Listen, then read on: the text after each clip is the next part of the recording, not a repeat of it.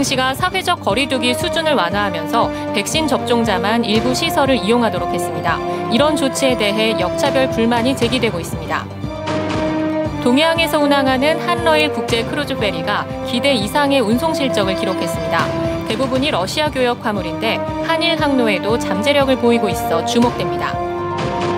대부분 시군에서 개인 택시 면허 가격이 수천만 원씩 올랐습니다. 면허 자격 요건이 완화됐기 때문인데 법인 택시 기사들은 실망감을 나타내고 있습니다.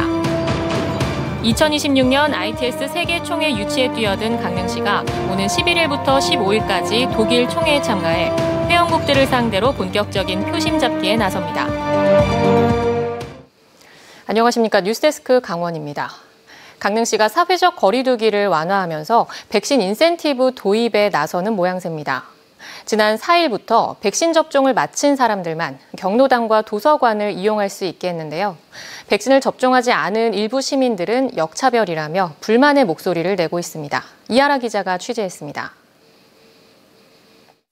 강릉 시립도서관 홈페이지입니다. 백신 완료자만 도서관 열람실을 이용할 수 있게 한 강릉시의 조치에 항의 글이 많이 올라와 있습니다. 사회적 약자층일 수 있습니다. 이런 사회적 약자를 향한 인권 차원에서 이건 차별일 수도 있고요. 그런 문제의식을 강릉시 지휘부를 하는 관계자들하고 도서관 책임자분들께서 명확히 인식을 해주시기 바랍니다. 도서관을 주로 이용하는 청소년들은 아직 백신 접종을 시작하지도 않았고 이제 겨우 예약을 하는 상황입니다. 지금 상태에서는 사실상 어린이와 청소년들은 도서관을 이용하지 말라는 겁니다. 아이들 입장에서는 맞고 싶어도 못 맞는 입장이고, 그리고 주말에 진짜 아이들 특히 요즘 더군다나 이렇게 타 지역으로 가기는 더 힘든 상황이잖아요. 그래서 이제 여기 지역사회에서 이용할 수 있는 부분들을 최대한 이용을 해야. 반면 교육청이 운영하는 도서관은 백신 접종 여부와 상관없이 누구나 이용할 수 있습니다. 같은 강릉 지역 내에서도 이용 지침이 다른 겁니다. 다른 시군은 어떨까? 인구가 많은 원주와 춘천은 물론 속초와 동해, 태백시도 백신 접종 여부와 상관없이 도서관을 이용할 수 있습니다. 전자자율실이나 열람실 같은 경우는 저희가 아무리 환기를 시킨다고 해도 사실 밀폐된 공간이 될 수밖에 없기 때문에 어쩔 수 없이 조금 더 이제 상황이 좋아질 때까지는 지금 현 단계를 유지하는 게 좋습니다.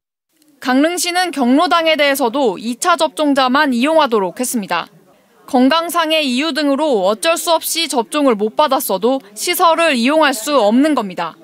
이런 강릉시의 행정조치에 대해 전문가들조차 개인의 불가피한 사정을 고려하지 않고 백신 접종을 강요하는 것처럼 보여줄 수 있다며 우려합니다. 본인이 싫어서 백신을 안 맞는 것 이외에 다른 이유로는 백신을 못 맞은 사람이 없는 상태가 되면 보다 좀 더 백신과 관련된 다양한 인센티브 또는 규제가 가능하겠죠. 아직은 시기상조라고 봅니다. 정부는 최근 백신 인센티브 도입을 검토하면서 미접종자에 대한 차별이 되지 않도록 유의하겠다고 재차 강조했습니다. 지자체에서도 역차별 불만이 없도록 백신 인센티브에 대한 세심한 논의가 필요해 보입니다. MBC 뉴스 이하라입니다. 오늘 오후 6시 기준으로 강원도 내 코로나19 신규 확진자가 30명 발생했습니다. 집단 감염이 연이어 속출하고 있는 원주에서 12명이 나왔고 춘천에서도 6명이 발생했습니다. 또 강릉에서는 3명, 속초와 삼척, 영월 각각 2명, 고성, 정선, 평창에서 각각 1명씩 나왔습니다. 강원도 내 누적 확진자 수는 6,723명으로 늘었습니다. 올해 3월부터 동해항에서 운항을 재개한 한러일 국제 크루즈 페리가 기대 이상의 화물 처리 실적을 보이고 있습니다. 북방물류산업진흥원에 따르면 최근 6개월 동안 한러일 페리는 컨테이너 818TU를 비롯해 차량 2,613대, 중장비 345대 등을 처리해 2019년 같은 기간보다 20에서 30% 증가세를 기록했습니다.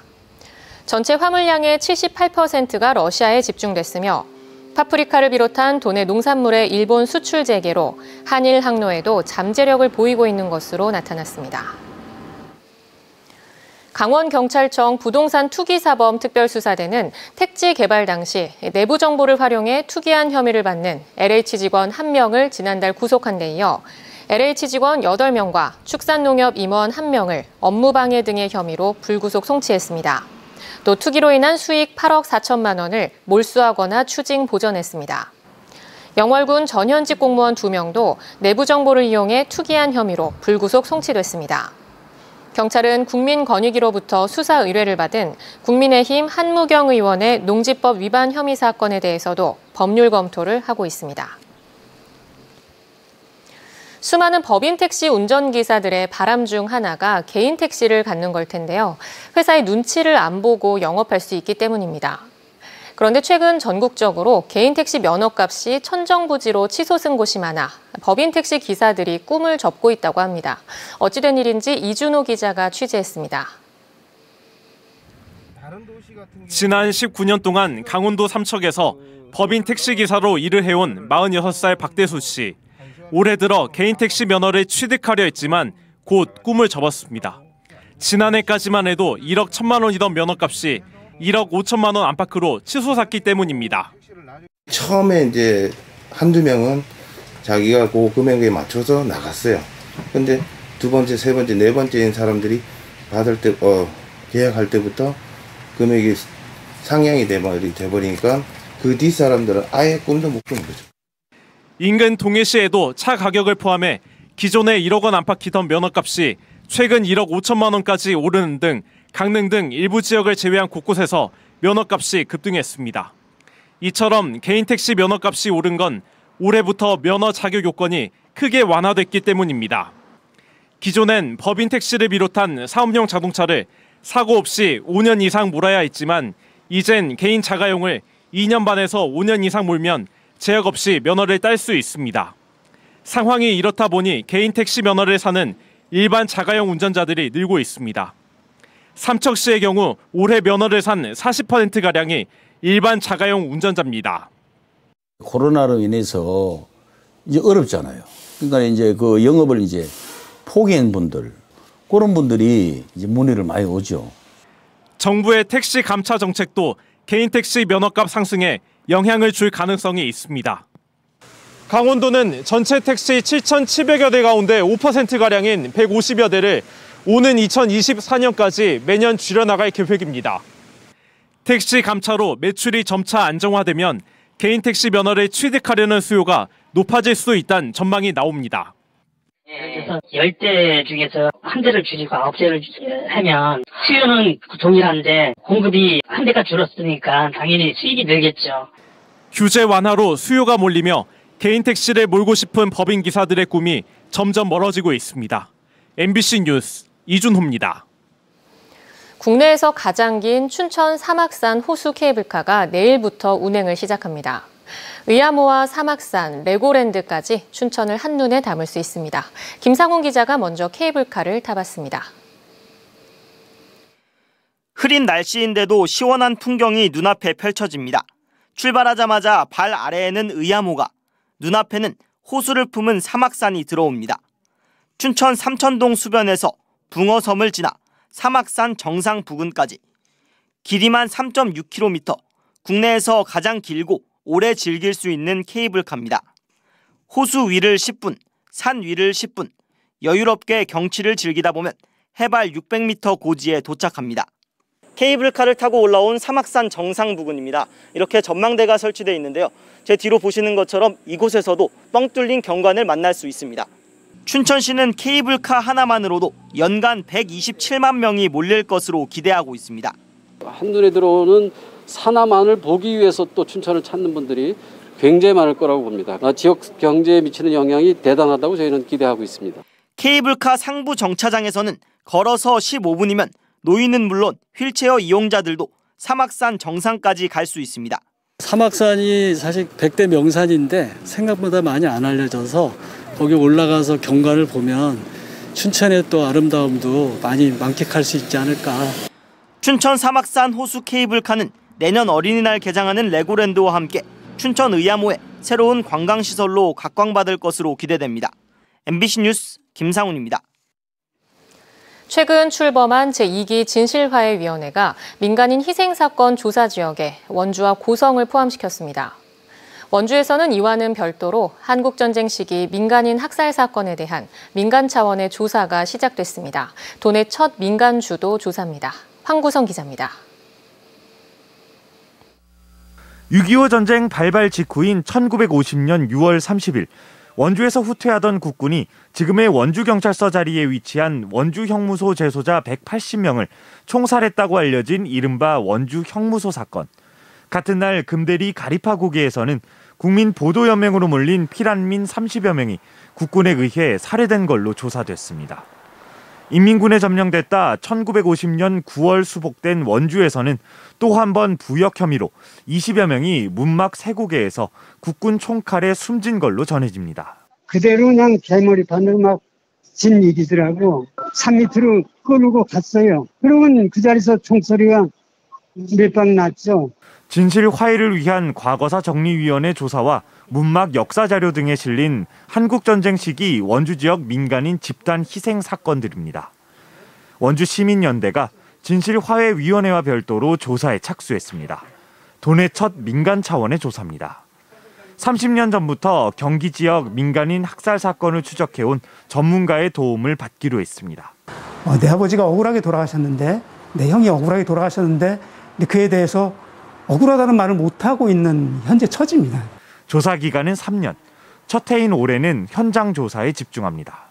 진상조사단은 당시 주민들이 희생된 현장을 조사하고 경찰이나 군 등 관계기관에 남아있는 기록이 있는지 확인할 계획입니다. 30년생이거나 40년 초에 태어나신, 그러면서 지금 생존하고 계시는 분들도 그룹으로 저희가 인터뷰를 할. 올해 안에 유족이나 목격자 등 생존자 조사를 마치고 원주시 의원들과 함께 희생자 위령사업 지원 조례도 만들기로 했습니다.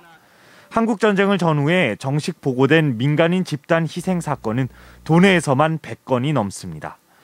민간 차원의 조사와는 별도로 원주와 고성에서 공식 조사에 착수한 진실화해인은 추가 사건 접수 기간이 1년가량 남았다며 민간인 희생 사례를 시청이나 군청에 적극 알려달라고 당부했습니다. MBC 뉴스 황구선입니다.